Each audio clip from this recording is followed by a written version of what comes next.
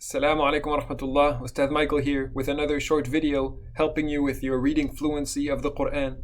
Please let me know in the comments below. Any comments, any feedback. I'd love to hear your feedback. I'd love to hear what you would like to learn, how I can improve the videos, inshallah ta'ala. And also, if you haven't already gone to QuranIntuitive.com/bond for your free mini course, then go ahead and do that now. There's also a link below the video on YouTube if you're watching this on YouTube, inshallah ta'ala. This mini course, inshallah, will help you tremendously. It'll give you light bulb moments. You'll be reading the Quran and you'll be like, wait, I know this word. I know what this word means. And you'll be able to bond with the Quran, inshallah ta'ala.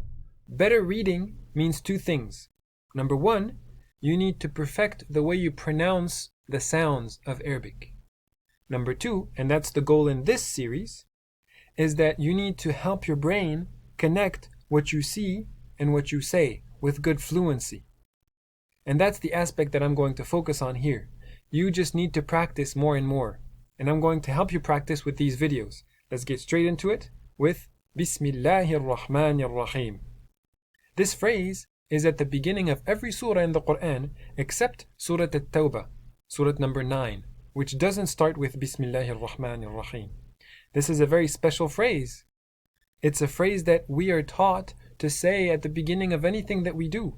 Everything we do, we should start with Bismillah or Bismillahir-Rahmanir-Rahim, which means in the name of Allah, the All-Merciful, the Most Merciful, or the Lord of Mercy, the Most Beneficent. There's many translations for arRahman-ir-Rahim.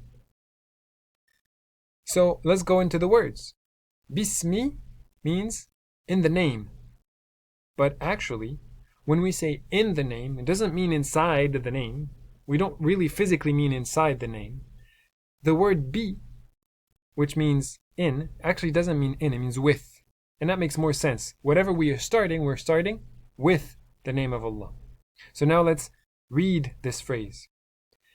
You have a kasra on bismi at the end. The bismi, the i, means that you're going to say Bismillahi, not Bismillah. Bismillahi. And then when you have a kasra at the end of Allah, we have to hear it before when you connect the two words Allah and Ar-Rahman. So it goes Allahir-Rahmani.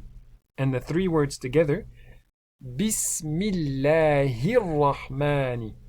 And the same thing happens at the end because of the kasra. We want to hear it, so we want to say arRahmanir-Rahim. So this whole phrase together, Bismillahir-Rahmanir-Rahim. That's the way to say this phrase. Now there's a kicker with this very special phrase of Arabic. The Quran has 114 surahs, and this phrase comes 114 times in the whole Quran. Well, how is it if one surah doesn't actually start with this phrase? That's because there's a secret surah or special surah that has Bismillahir-Rahmanir-Rahim at the beginning like all other surahs except one. But that surah also has this phrase in the middle of the surah. And I'll leave you with this cliffhanger, which surah it is, but I'll give you a hint at least. It's a surah where King Sulaiman alayhi salam, the messenger, the prophet Sulaiman, the son of Dawood alayhi salam, sends a letter.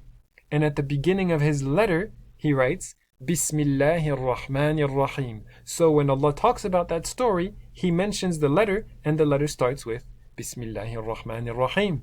I hope you liked it. I hope this is beneficial to you. Please leave a comment in the section below. I'd love to hear your feedback. And there's a link also there for my free mini course, QuranIntuitive.com/bond, inshallah, to help the words click and to help you bond with the message of the Quran. Assalamu alaikum wa rahmatullah.